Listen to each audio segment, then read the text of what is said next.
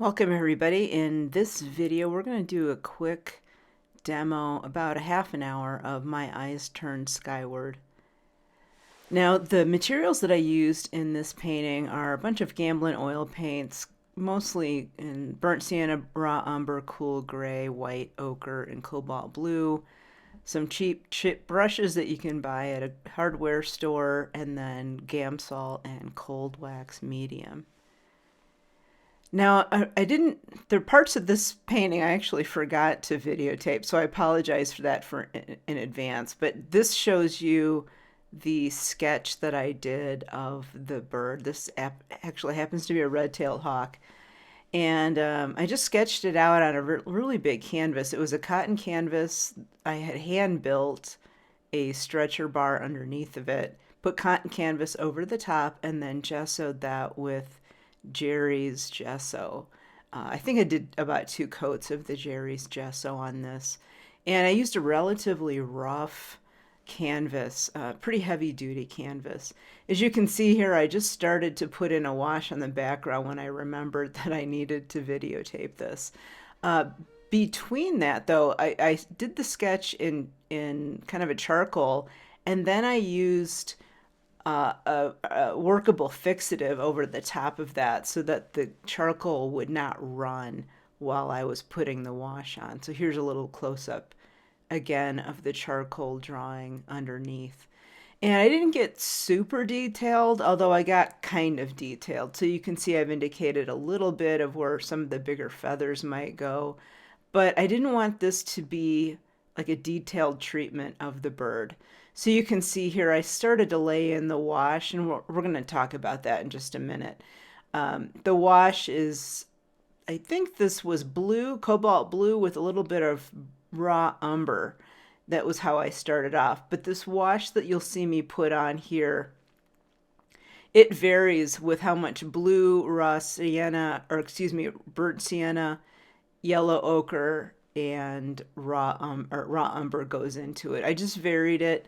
I wanted to make the background varied and very drippy. I didn't know what I was going to do with it, but sometimes I really like to have these drippy backgrounds on there as a starting point.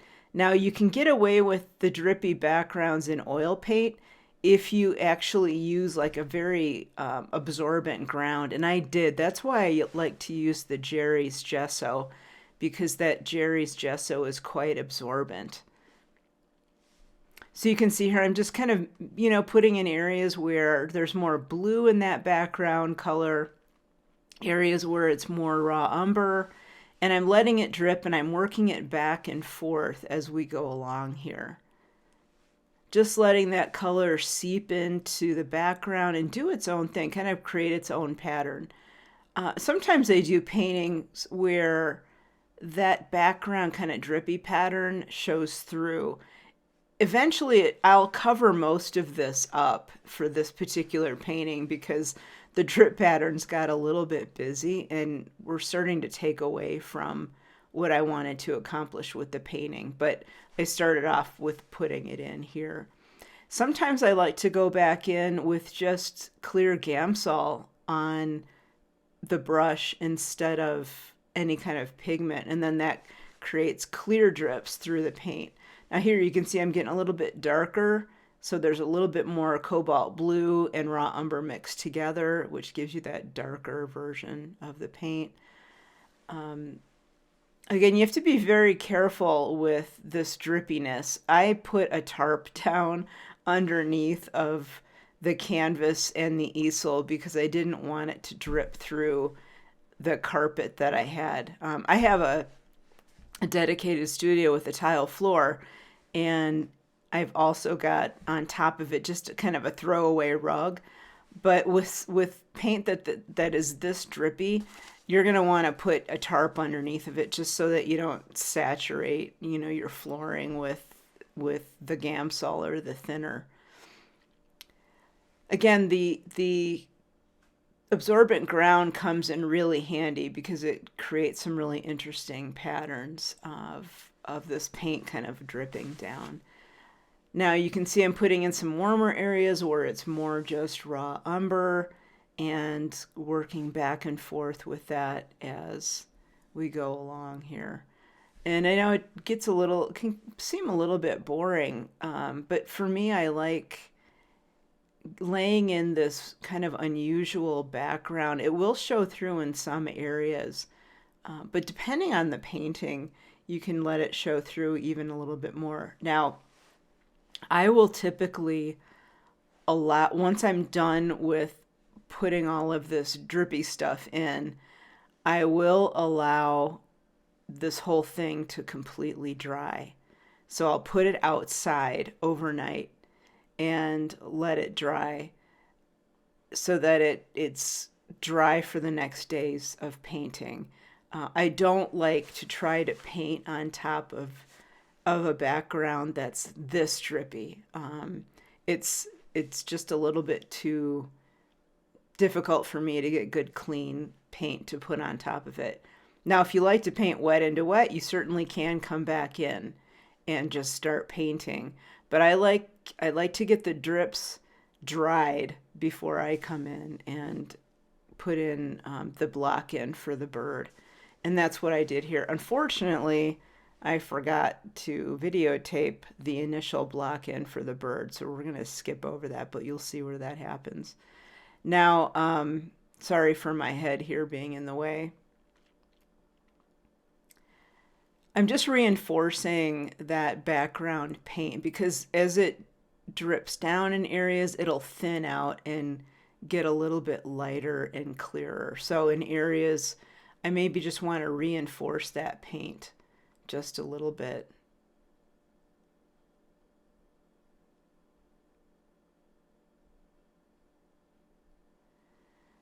And reinforcing it just to make sure I can still see a little bit of that outline of the bird. I don't want to lose the drawing too much. I can recreate it if I need to.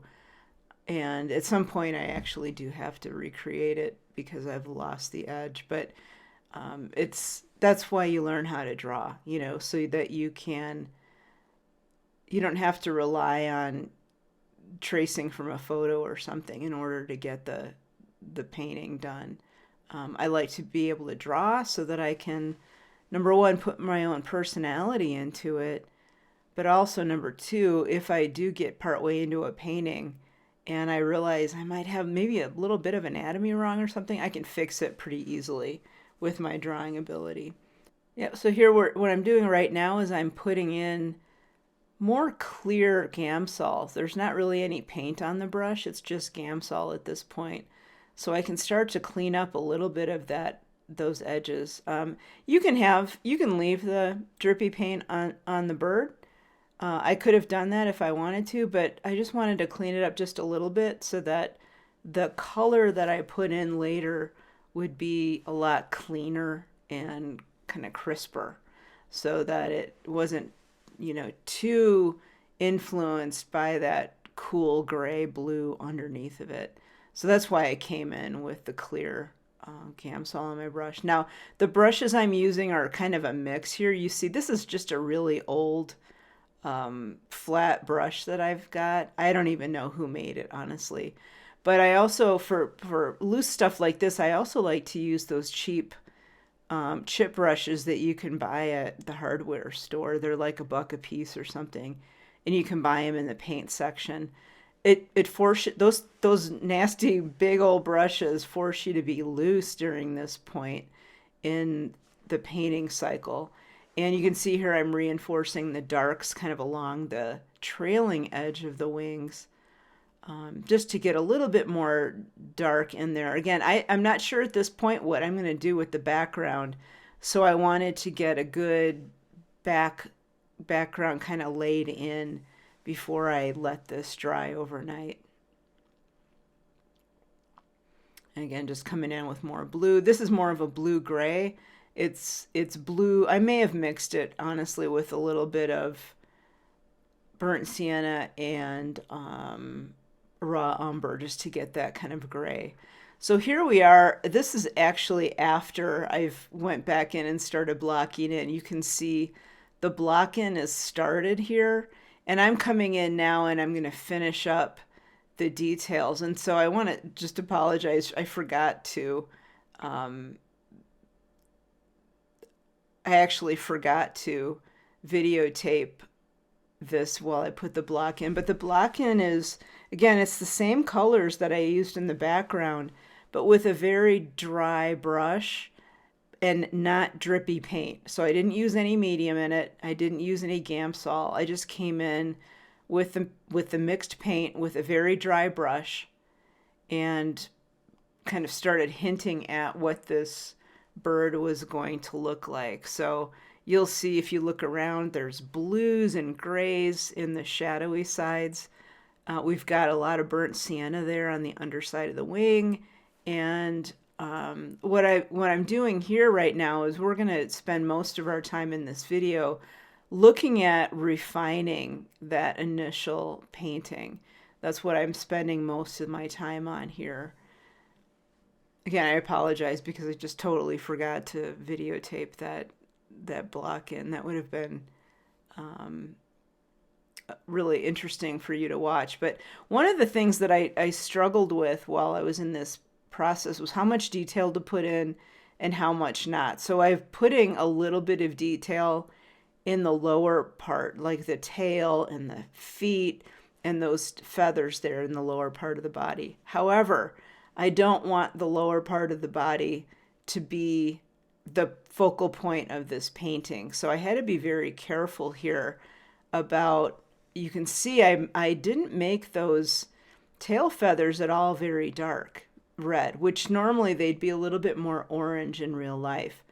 I put them in orange initially, but then I came back and took that out and just went with a very light, kind of almost an orange there in the background. Now, in here, I'm working on just indicating very lightly some of the shadowy areas here with some grays and gray blues. I don't want this painting to be hyper detailed or strongly realistic. In fact, the whole point that I wanted to convey here with this painting is I wanted it to be a little bit flat, not fully flat. It's not a graphic treatment of the bird by any stretch, but it's pretty flat, and I didn't want it to have a lot of paint on it. So the paint that I'm using here is very thin.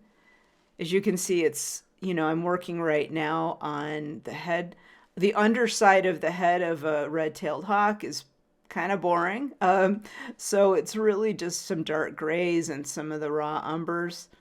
And here you'll see I'm working a little bit with dry brush. I wiped my brush off and was trying to blend those colors, and then I went and just started using my paper towel. But here I'm coming back in with some darker grays, some darker blues, and some purples that I mixed up with the blue and the raw sienna, or burnt sienna, excuse me. And I'm just kind of reinforcing some of these purples. I'm attacking this a little bit at a time. Again, I don't want to overwork this painting. The whole point that I wanted to achieve with this painting was of lightness, of almost of having it floating on the wall. I didn't want a real heavy, thick paint application. So I'm kind of coming at this a little bit at a time. And it's taken, it took me quite a bit of time to get to this. As you can see, I'm speeding this up, and I've cut out a lot of the painting that I'm doing. But it took me a while, a lot of little layers to get this to the point where it was enough modeling that it made me happy, but not too much paint that it looked heavy on the wall.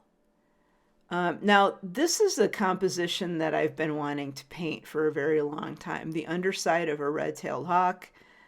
And this is effectively life size. This would be a large female hawk at life size. I think the width on this, total width of the canvas, is like 64 inches or something like that, very close to it.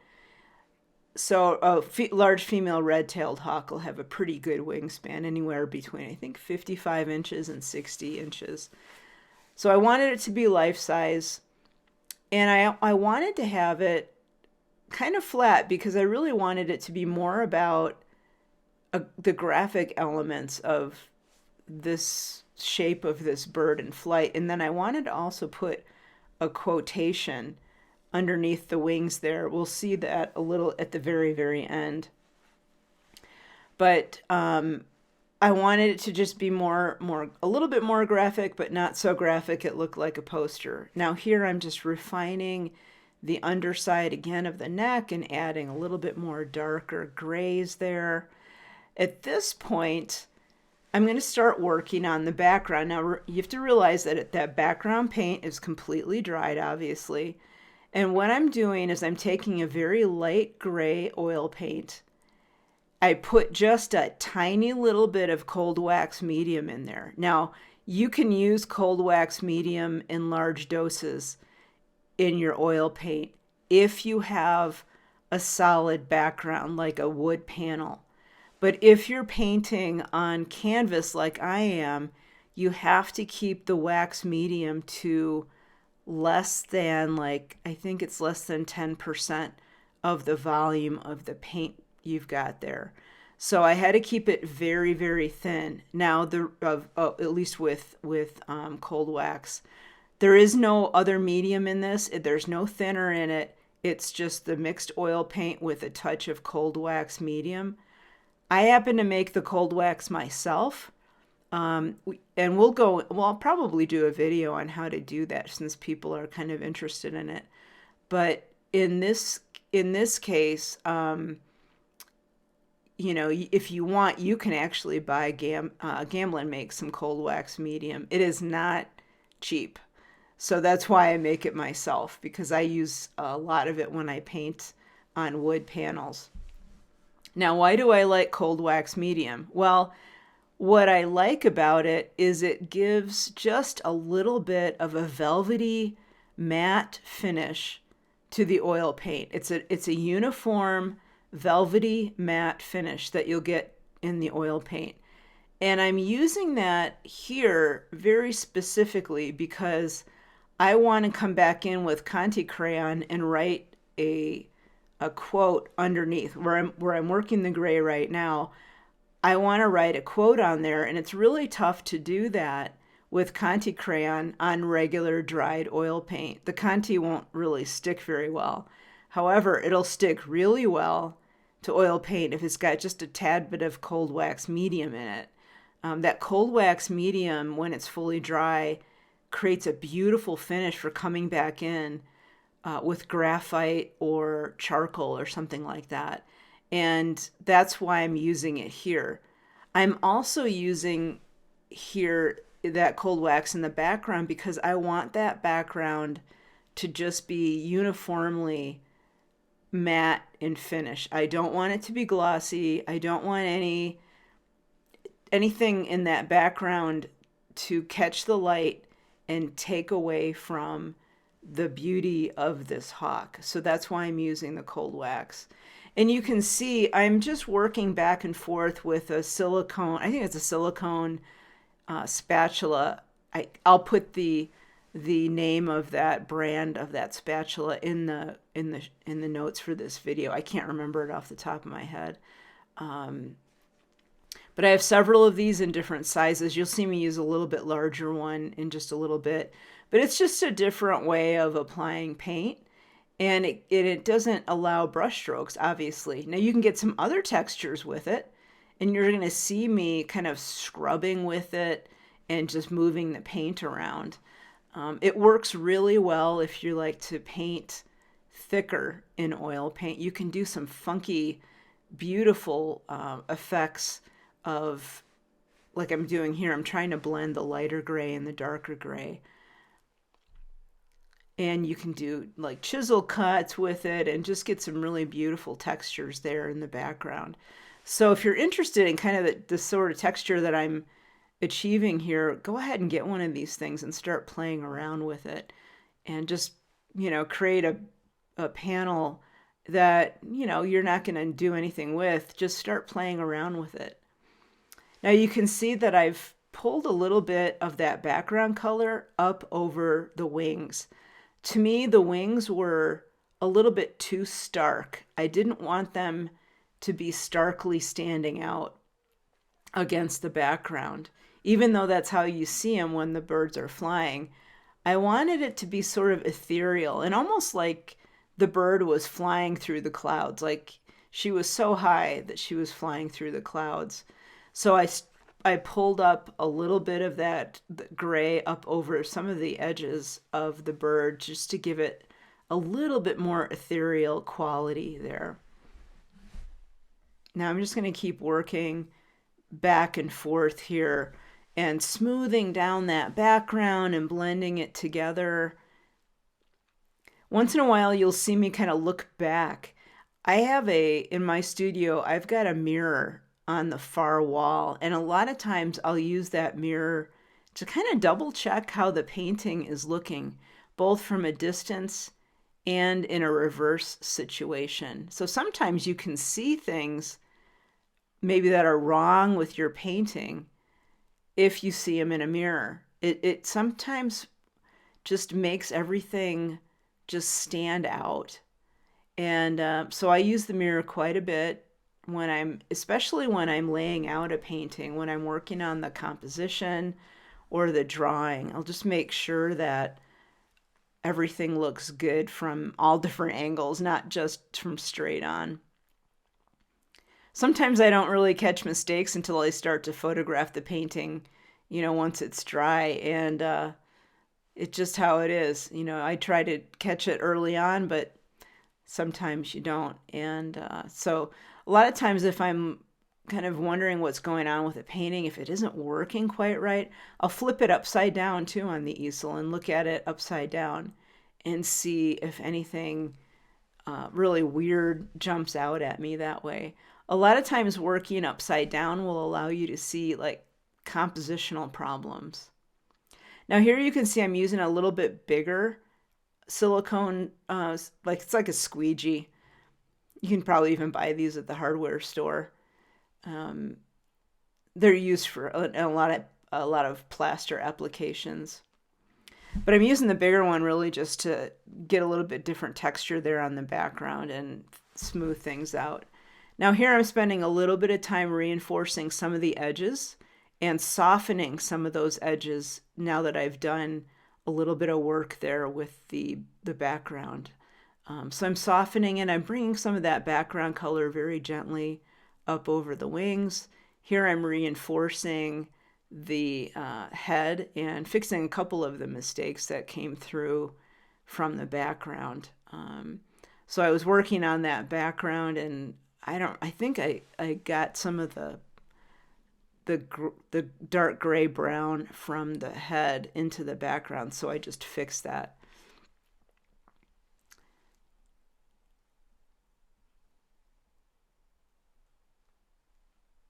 So at this point, the painting is pretty much done. I wanted to just let this dry for a day or so and, double check it, make sure that everything was good to go. But it was. And so what I did is when that background was fully dry, I came back in with my Conte crayon and wrote the quote on it that you see below.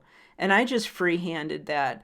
I love doing the quotes. In the future, I may actually try doing paint application, so making it look like a sign or signage there in the background. But I wanted this just to be really free and almost improvisational, so that's why I wrote it with just my hand and Conte crayon. When once you have tasted flight, you will forever walk the earth with your eyes turned skyward. For there you have been, and there you will always long to be. And that was a quote that I had taken from a movie that was written about Leonardo da Vinci way back in, I think, the 1960s or something. So it's been falsely attributed to Leonardo da Vinci, but we're not really sure about that. It appears to have been actually written by a script writer, an Italian script writer. But either way, I love the quote, put it on the background because it really, for me, I don't know, it grabbed me with this bird. I wanted something that kind of caught the emotions that I have and the interest that I have in flying. You know, one of the things that I've always wanted to be is a pilot, and I was for a little while. And this is what it feels like for me to be a pilot, just very free and free like a bird, free like this soaring hawk. You can see a little bit of the detail that I brought into that background, to the texture that you get with that cold wax background. And there's the final. It's, I think, 35 inches tall by 65 inches wide.